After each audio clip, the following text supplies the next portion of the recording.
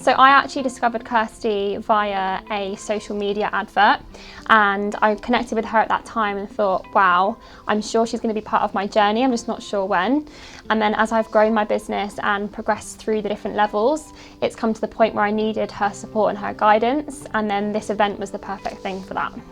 So for me, the biggest thing was about taking myself out of my environment and actually having the time to implement everything and to take a step back to actually work on things rather than being in things.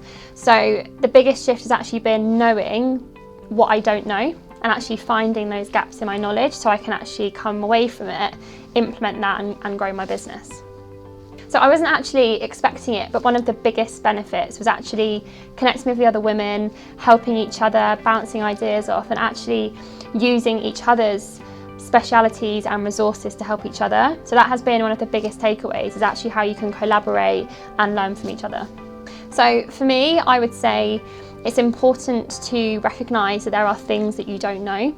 And I think for me, it's been hugely powerful having that extended period of time. So rather than just dipping your toe in, you've got a fully immersive weekend to actually fully integrate, be in this energy space and actually take those steps and have all of the pieces of the puzzle come together. So I would say go for it.